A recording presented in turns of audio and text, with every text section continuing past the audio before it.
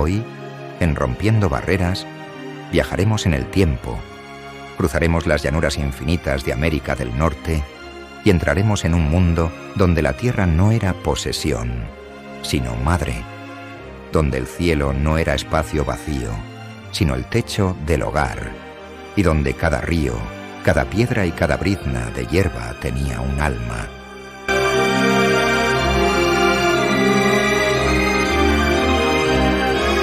En 1854, el jefe Seattle, líder del pueblo Suquamish, escribió una carta dirigida al entonces presidente de los Estados Unidos, Franklin Pierce. Esta carta, o al menos las palabras que la tradición nos ha legado, no es solo una respuesta al intento de comprar las tierras de su pueblo, sino un manifiesto espiritual, una súplica y una advertencia que resuena aún más fuerte hoy en un mundo que parece haber olvidado su conexión con la naturaleza. Estas palabras no son simples frases, son un grito ancestral que atraviesa generaciones. Hablan de respeto, de equilibrio, de la fragilidad de la tierra bajo el peso de nuestra ambición. Es una declaración que nos confronta, que nos incomoda, que nos desafía. Pero más que eso, es un mensaje de esperanza, una invitación a reflexionar sobre nuestro lugar en el mundo y a recuperar lo que hemos perdido, esa conexión sagrada con el planeta que nos sustenta. Quédate conmigo, porque lo que estás a punto de escuchar no es solo historia, no es solo una carta, es un legado de sabiduría que podría cambiar tu perspectiva, tu vida y tal vez el futuro de todos. Ahora prepárate para escuchar las palabras inmortales del jefe Seattle, un hombre que, a pesar de ver su mundo desmoronarse, se negó a perder su esencia. Bienvenido a esta travesía en busca de sentido, aquí, en Rompiendo Barreras.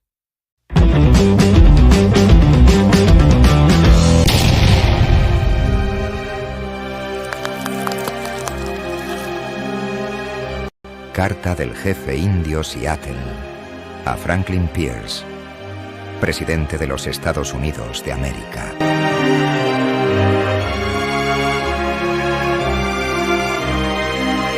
¿Cómo se puede comprar o vender el firmamento, ni aún el calor de la tierra? Dicha idea nos es desconocida. Si no somos dueños de la frescura del aire, ni del fulgor de las aguas, ¿cómo podrán ustedes comprarlos?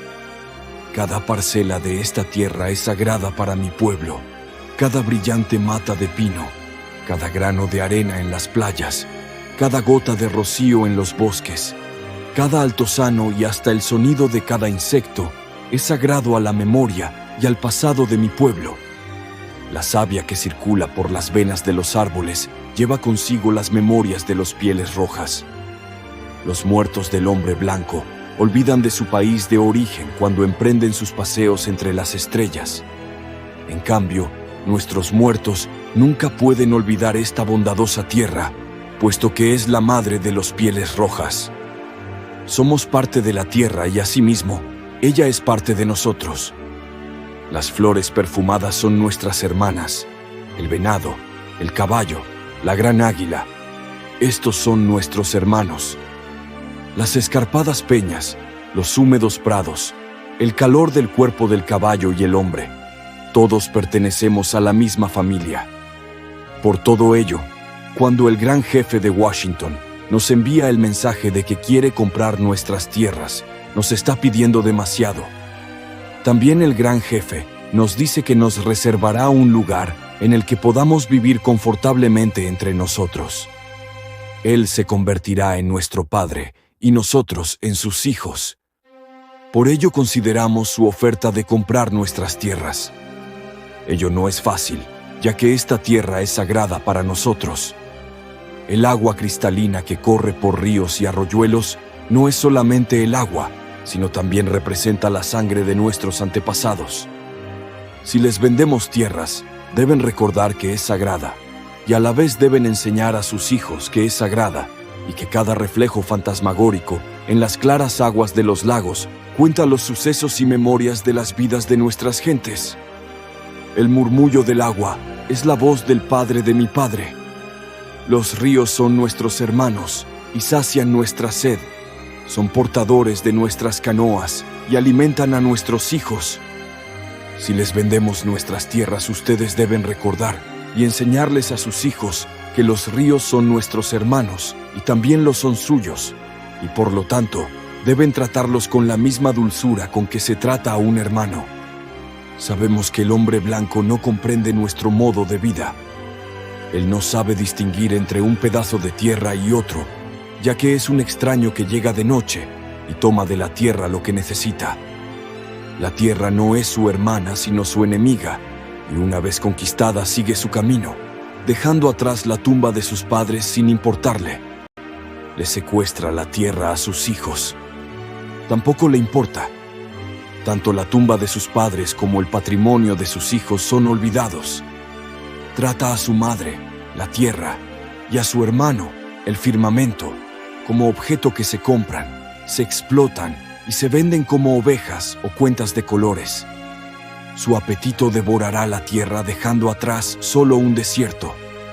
No sé, pero nuestro modo de vida es diferente al de ustedes. La sola vista de sus ciudades apena los ojos del piel roja. Pero quizás sea porque el piel roja es un salvaje y no comprende nada. No existe un lugar tranquilo en las ciudades del hombre blanco, ni hay sitio donde escuchar cómo se abren las hojas de los árboles en primavera o cómo aletean los insectos. Pero quizás también esto debe ser porque soy un salvaje que no comprende nada. El ruido parece insultar nuestros oídos. Y después de todo, ¿para qué sirve la vida si el hombre no puede escuchar el grito solitario del chotacabras ni las discusiones nocturnas de las ranas al borde de un estanque? Soy un piel roja y nada entiendo. Nosotros preferimos el suave susurro del viento sobre la superficie de un estanque, así como el olor de ese mismo viento purificado por la lluvia del mediodía o perfumado con aromas de pinos. El aire tiene un valor inestimable para el piel roja, ya que todos los seres comparten un mismo aliento. La bestia, el árbol, el hombre, todos respiramos el mismo aire. El hombre blanco no parece consciente del aire que respira. Como un moribundo que agoniza durante muchos días, es insensible al hedor. Pero si les vendemos nuestras tierras, deben recordar que el aire no es inestimable, que el aire comparte su espíritu con la vida que sostiene. El viento que dio a nuestros abuelos el primer soplo de vida, también recibe sus últimos suspiros. Y si les vendemos nuestras tierras, ustedes deben conservarlas como cosa aparte y sagrada, como un lugar donde hasta el hombre blanco pueda saborear el viento perfumado por las flores de las praderas. Por ello, consideramos su oferta de comprar nuestras tierras. Si decidimos aceptarla, yo pondré condiciones. El hombre blanco debe tratar a los animales de esta tierra como a sus hermanos. Soy un salvaje y no comprendo otro modo de vida. He visto a miles de búfalos pudriéndose en las praderas, muertos a tiros por el hombre blanco desde un tren en marcha. Soy un salvaje y no comprendo cómo una máquina humeante puede importar más que el búfalo. Al nosotros matamos solo para sobrevivir. ¿Qué sería del hombre sin los animales? Si todos fueran exterminados, el hombre también moriría de una gran soledad espiritual, porque lo que le suceda a los animales también le sucederá al hombre. Todo va enlazado. Deben enseñarles a sus hijos que el suelo que pisan son las cenizas de nuestros abuelos. Inculquen a sus hijos que la tierra está enriquecida con las vidas de nuestros semejantes, a fin de que sepan respetarla. Enseñen a sus hijos que nosotros hemos enseñado a los nuestros que la tierra es nuestra madre. Todo lo que le ocurra a la tierra le ocurrirá a los hijos de la tierra. Si los hombres escupen en el suelo, se escupen a sí mismos. Esto sabemos. La tierra no pertenece al hombre. El hombre pertenece a la tierra. Esto sabemos. Todo va enlazado, como la sangre que une a una familia. Todo va enlazado. Todo lo que le ocurra a la tierra, le ocurrirá a los hijos de la tierra.